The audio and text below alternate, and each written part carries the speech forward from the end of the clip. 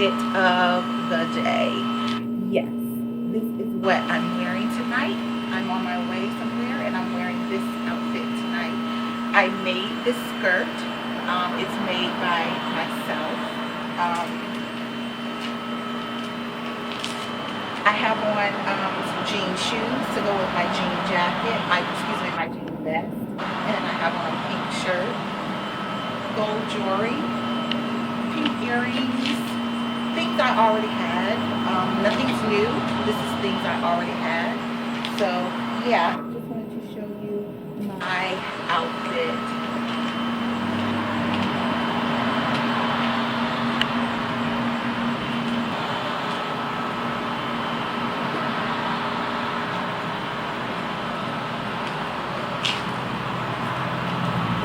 Thank you guys. A white shirt that I have. I got this black shirt that I had in my closet already. And I already had it buttoned up, but I unbuttoned it after PD today. Then I had these blue jeans I got from H&M and these shoes from my uncle. He let me buy a blue hat. And that's all I have.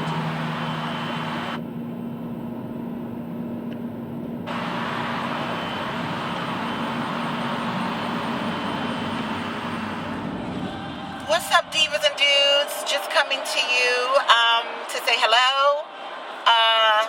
I'm on my way to my grandmother, my 86-year-old grandmother. I think she's either 86 or 87. My 86-year-old grandmother is being honored this weekend at my old church. So I'm headed there first I'm headed to take my son to get a haircut. And then I'm headed there. So my family is going to be all together all pretty much the weekend. So, today and Sunday to honor her. That's why I'm dressed up today. So I'm doing this video just so you guys can. I wanted you to see my outfit, so I made a video of the outfit. So hopefully you enjoy that part of this video. And so I'll post that after this so that you can see what I'm wearing and what my son is wearing. So I told you we're going to try to do more videos of styles that we wear, things that we put together, how we assemble our outfits and things like that. So I don't usually help my son. He normally does well on his own. So I pretty much just put my own together, but I think I trained him well, I must say. But yeah, nothing else is going on, just trying to get there so that I'm not out all night because I have to work tomorrow. So yeah, I gotta work, so I don't want to be out all night, you know. So, but every time I get with my family, it's usually a long occasion and it's usually hours, so, yeah. But, that's about it. I did purchase the thing to hang up my chandelier, so hopefully I'll get to do that this weekend. I'm hoping I have time to do that, so, yeah. My family is about 45 minutes away from me, so I'm doing this drive right now. So they're about 30. I'm driving across the bridge, guys, sorry. That my family is about 30 to 45 minutes away from me. So yeah, I used to do that drive to my old church like for years. So, but yeah, it'll be good to see everybody and just, you know, some people I haven't seen in a while, so it'll be good to see everybody, and I will try to get some video footage. I hope my son remind me to get some video footage of you know, just my family and things like that, so you guys can learn who my people are, learn my family, share I want to share those things with you because you guys are my family as well. So hopefully I'll get some of those videos and things, some clips of some things with my family over the weekend. So yeah, it's Friday, so happy Friday. And hi, divas and dudes. Tonight was a bittersweet moment for me. Tonight this weekend we are honoring my 86-year-old grandmother, and she's worthy. My grandmother, to give you a little bit of background, I'm a PGK. I'm a preacher's grandkid. And I'm the first grandchild of that preacher. And so all my life, my grandparents was pastor and first lady, and so my grandmother was a first lady, and I grew up Pentecostal. And got there tonight. I told you it was about a 30 to 45 minute drive from where I live, and I got there tonight after taking my son to get her hair cut. Got there tonight, and just memories everywhere. You all know that have been following me, for a while, or for years, that a year and some months, I'll say a year and September, a year and 9 months ago, my grandfather passed away.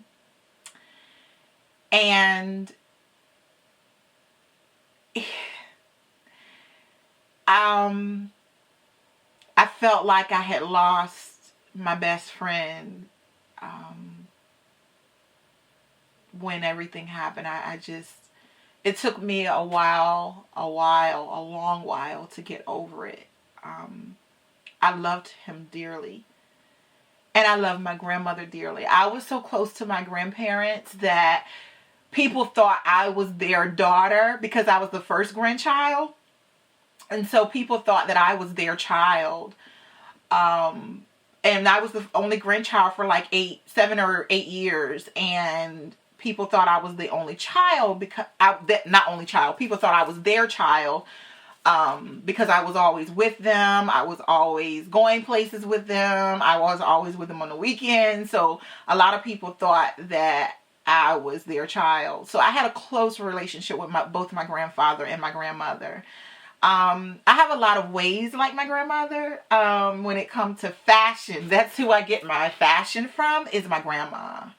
My grandma, oh my goodness, she was fierce. She is actually, I'm going to have to post a clip of her for this weekend, because my grandma is fierce. She is truly still fierce. Even in her 80s, she's fierce. I mean, my grandma set the paved way, like the foundation of dressing for me and my family. So we're honoring her this weekend, tonight, Friday night, and we're honoring her on Sunday. And guys, I had tears in my eyes tonight. Being back at my old church, which is the church that I grew up in. I was at my church for 38 years, and 2 years ago, coming up December, 2 years ago, before 2 years, God spoke to me and told me that it was time for me to go. So going back and seeing all my people, my family, my friends, it felt good. It felt good to see everybody. A lot of people have gone to different churches or even gone to different places or even started their own ministries. Everybody came back together tonight, and it was awesome because, like, we all grew up together. A lot of us grew up together, and we were there tonight with each other. So it was awesome. When I tell you, it was really, really awesome. But I got teary-eyed because they had different people coming up, different preachers coming up to speak on behalf on honoring my grandma. And them speaking, there's not a day that go by I don't think about my granddad. There's something that he either told me, said to me, preached, said that I remember. Like, he instilled values in me and things in me that I never knew that would be in me. I never knew that I would remember these things after growing up. Him saying these things, I never realized that I would remember these things when I got grown. So, yeah, it was really, really, it was a good moment, and then it was some sad moments. And I got teary-eyed because I remember my granddad. He was a good man. Like, he was a good man. He was a good man. And if I could get a man half of what he was, I would have an awesome husband. So it was a celebration, but at some points I would get tears in my eyes because I miss him. I truly, truly miss my grandfather. I love my grandma. I love her with all of my heart. And I'm a lot like her in some ways, as far as, like, really particular about how I want to keep my house. Really particular about having my house clean, things like that. So this whole unpacking stuff and stuff everywhere is driving me insane because my grandmother, she liked things in a certain way. She liked fashion. She liked nice things, and I love nice things. Who don't love nice things? All of us love nice things, right? But then my mom asked me to sing a solo Sunday, and I haven't sang a solo in years. And I'm like, but it's in honor of them. And I think I know my grandma deserved everything. She deserved to be honored and not to be forgotten, because her and my grandfather pastored for almost 60 years, y'all. They pastored a long time. It